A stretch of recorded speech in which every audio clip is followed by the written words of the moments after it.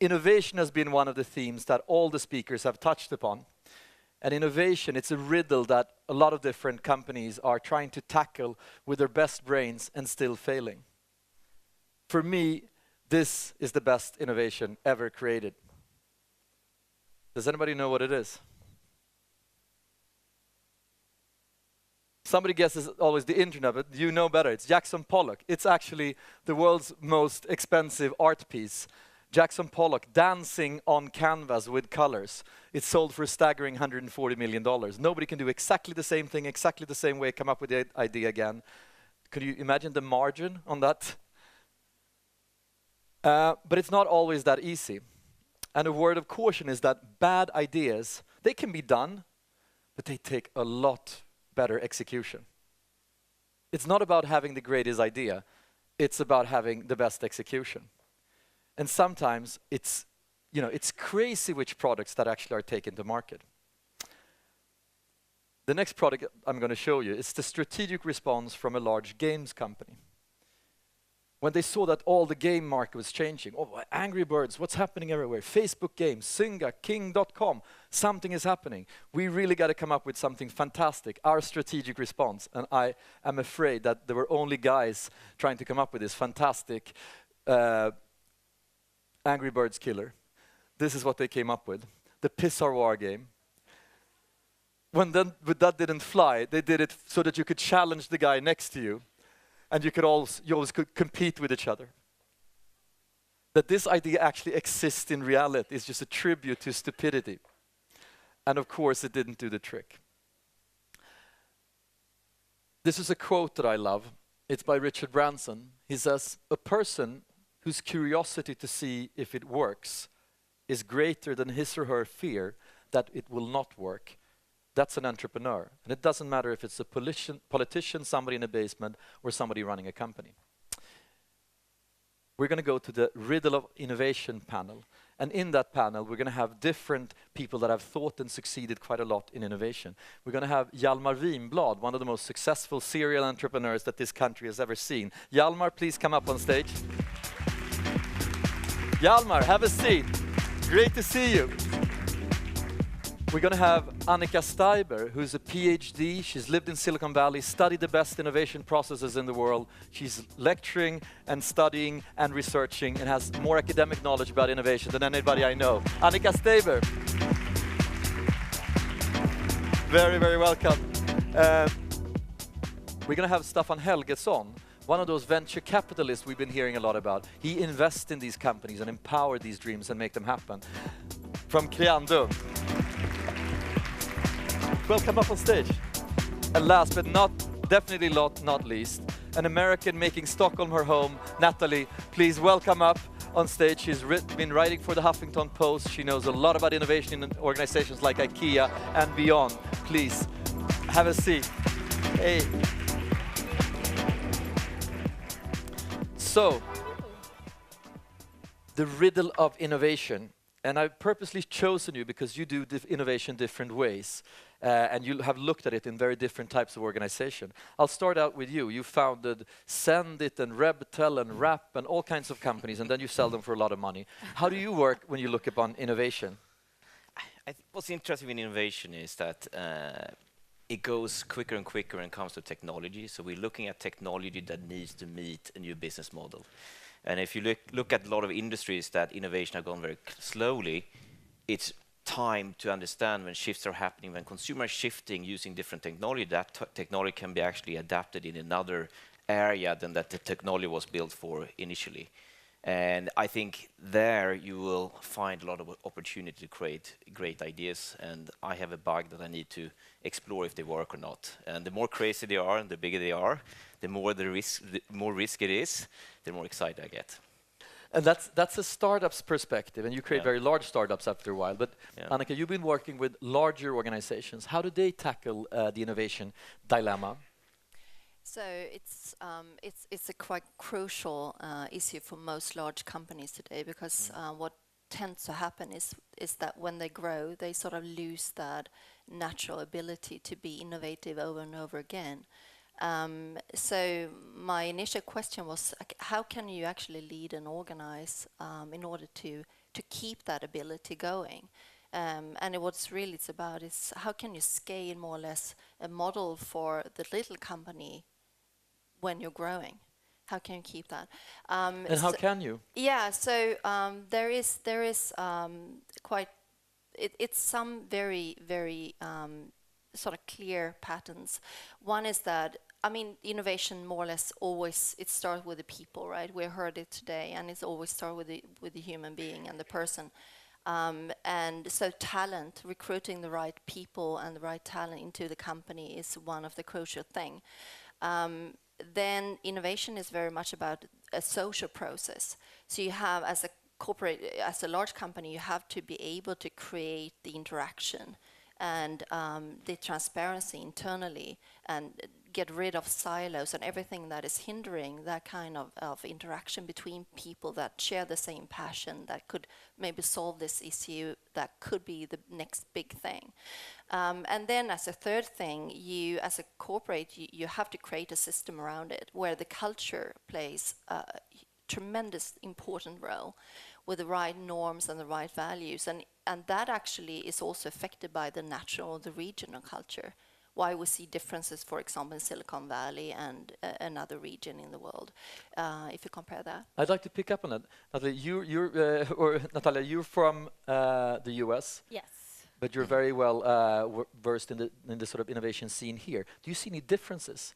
Well, are we worse than the Americans, better, similar, dissimilar? I am a good diplomat and politician, so I will not criticize my own country, nor will I criticize this one. However, I will say that as an American, I'm very proud of the key to what I believe is the source of our innovation, and that's diversity. 11.5 of America's 40% of America's 11.5 entrepreneurs are immigrants or children of immigrants. So I think, right now, diversity is a competitive advantage. In a year or 2 or 5, it will be a global imperative. And that is a wealth of talent, I think, for our country. I will say in Sweden, I really admire 2 things. The flat teamwork, flat structures where creative ideas can emanate from any angle of the company. Decentralization, teamwork, that's key to innovation. And that's something that I've found very creative here, as well as the gender aspect. This is a conference about promoting women in technology, but I have to kind of give this wonderful country a shout out to say that you're doing a pretty good job in Sweden, and this is part of your national identity, and Sweden is a leader on women's empowerment, so congratulations. But it's still kind of sad when you're saying that this has never been done before, which is kind of strange. So there's still a far way to go, and especially to get more women to start companies that get venture capital money. How do you look upon that? I mean, you see a lot of entrepreneurs. Are they men, women? Is there any difference? So it's interesting because I actually just pulled out the stats on female entrepreneurship when we look at the companies we invest in. If I go back 15 years, because that's roughly how long I've done this, we look at, on average, about 1,000 opportunities per year. Many of them are, not core, but on a total, it's about 1,000. So you meet 1,000 teams, or look at 1,000 business plans at least. Investment opportunities. Less than 1% of those have a female founder in the team. Having said that, so that's last, 0.5% to 1%. Having said that, the 75 companies that I've been involved in investing, we have had 3 or 4 female teams, which means that out of the women that actually do start a company, I think that the chances of success, raising money, etc., is actually higher than the average. And nobody can say you cannot start a company, right? So anybody here in the room can start a company, but still only 1% of the companies that come to you are by women founders. Why do you think that is? Is it that you look differently upon risk between the genders, or is there like a sort of a boys' club that help each other out? Or could you sort of reflect on that? Both of you have been investors and entrepreneurs. Yeah, I think what's interesting is that before, usually tech companies were started by people that had a tech education, and sadly enough, not a lot of women are are in tech educations. I think what we have seen over the last years, and I just got retweeted by the one person in the panel here, is that if you look at social graph or social networks today, it's only one network that is not dominated by women right now in terms of usage. So women today, in my view, in terms of e-commerce and social and so forth, are the biggest consumers of these services, and therefore natural should be the next generation of entrepreneurs to drive these services and innovation in these areas forward.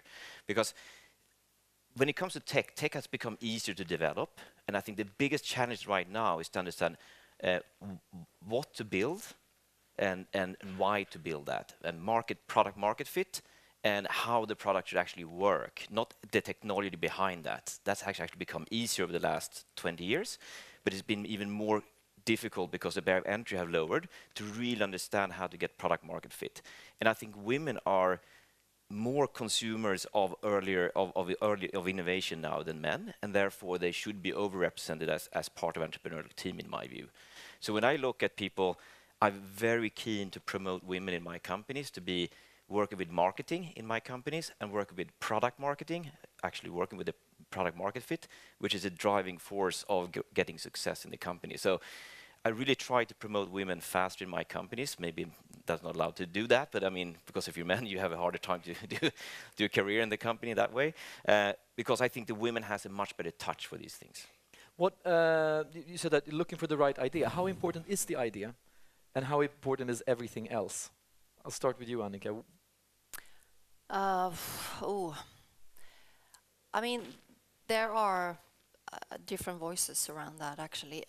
But I would say from the research I've done is that the idea, I mean, we heard before that the idea should be a problem unsolved, and it should be driven from a problem that actually can have quite a big impact in the user's life. And I think that is crucial, actually. But then if you don't have that support around it, if you don't are able to commercialize it, it will never happen, right? And innovation by definition is implementation of something. Otherwise, it's just a creative, good idea. So I think both are needed, but... And you, if you have the greatest team with the shittiest idea, or the shittiest idea with the great... so that's the other way around. Yeah, it's the classic question of whether you want the A team with the B idea or the B team with the A idea. Yeah. And I think the answer is that we basically look for three things. So it's team, product, and market, where product is the innovation. I think in the really successful cases, you need an outstanding team, and you need a very large market or a small one that's growing rapidly. It's obviously a bonus if you have a great innovation, but I would rather go for a great team in a huge market, because you know, it's all about execution in the end, plus the initial idea will change. And if you're in a small market, you have no room to maneuver, right? But if you're in a big market, like music, like gift cards, etc., then there's much more room to change your basic idea. And what is a great team? What do you look for in a team? Sort of the short version. They gotta have X, Y, and Z. DNA. So let me just elaborate on that. There's a lot of I mean, if you talk to headhunter today, and they put, you know, a specification on what they look for a recruit, it'll have all the lines on what this person should have done, etc. I think it's actually overstated what you have done, and it's understated, or whatever the phrase is, what your DNA is. Because some people, I mean, take Hjalmar, for example. You know, he just looks at a market, and then he comes out with this crazy idea on how to change it. And you know, he may not have been in the gift card market previously, but he has the DNA to see the different way that you can do it. So DNA. And if I may just chime in here, very much in line with this theme, it's about the idea, it's about the DNA, but it's about the confidence. I mean, that's why I'm so proud to be sitting here, and even more inspired by what Christina and you and Rickard and Louise have put together here. As women, we need to believe in our ideas. We need to be able to articulate our vision. We need to sell our ideas. No one's going to invest in your startup if you don't believe in it. And this deficit in confidence is something that, you know, statistics and rankings all over the world show that women do suffer from. you know, when polled by the Global Entrepreneurship Monitor, 67% of men believe in their startup idea, compared to less than 40% of women. But And it's you in America, something- you're sort of extremely good at being self-confident and believing in your own stories. And I mean that as I'm saying that with the deepest respect. And I live in the US half of the year, and people are really, really trusting their own instinct, believing and going all in. How can we learn more about that? Do you go to courses, or is there anything in the water in the US? I mean, you laugh courses, but I often, when I speak to women in Sweden, I say, I went to a school where we got self-esteem classes. At age 7, you know, I had women coming and going, you can do it, you know, and dream big, girl, you know, you go girl type of language. So that's amazing. I didn't know that's that. part of it, but I think it's, again, you know, I'm so proud that my husband works for President Obama, who really, I mean, I get choked up saying, like, for me, epitomizes what America's about. My parents were immigrants from Eastern Europe. My mom grew up on a farm. We were very poor. And, you know, they taught me as a young child that I can do it, you know. They came here for me. Maybe that's a lot of pressure, but they know I'll succeed and I'll be a leader. And, you know, maybe I'm not there yet, but, you know, I think that's very much a part of the ethos of many friends I had growing up in the melting pot of Chicago, because Chicago is a very diverse city. So I think that's very much a part of it. And you have that here and you have that in Europe. Yeah. I think I've been an entrepreneur in this country since '89. It's a lot of things have changed since '89. I mean, before you came we up with a mobile internet company '89 when there was no 94 when there was no mobile and no internet. No, but so I kind of redefined in this industry actually from that point of view. But I think what happened is that before in Sweden, failure was like the end of the road. You couldn't do anything after a failure in this country. You were kind of freezed out from the society pretty much, and therefore risk was not really good in this country. I think the difference is changing a lot in Sweden. We have seen this, and I think this event is a fantastic showpiece of that. In the US, you celebrate not failure, but you celebrated learnings from failure. Yeah. And the learning will then take you to the next level to be able to do another startup or whatever you would like to do. You will not proceed as someone who is a complete failure because you had a failure in your career when it comes to entrepreneurship and risk-taking. And innovation, and the riddle of innovation for me is that if you dare to try to recategorize something completely, I mean, change a category completely or innovate a completely new category, you take huge risks. And the likelihood of failure is much higher. But if you fail and you learn from that, you will have the opportunity to pivot the company or iterate it if it was almost a success. And I think that's something that the US entrepreneurship is further ahead than here. But I think for me, being here for such a long time in this industry, I can tell you it's a huge change. And I think over the last couple of years, failure is not the end of the road for people. I think we are celebrating learnings from that even here in Sweden now. And you can actually see that as a career path if you really show that you actually learn from your failure. It's quite interesting. I just got some stats from 9th graders in Sweden. They have a startup competition, just as a playful startup competition. And for the first time, there were 65% women entrepreneurs in 9th grade. But when I was in 9th grade, there were very few that even thought about these things. Yeah. How does it look in the sort of the research, in the academic world, when you research these things? Is there a lot more men than women, or do you recognize any of the discussions we're having from the startup scene here as a scientist?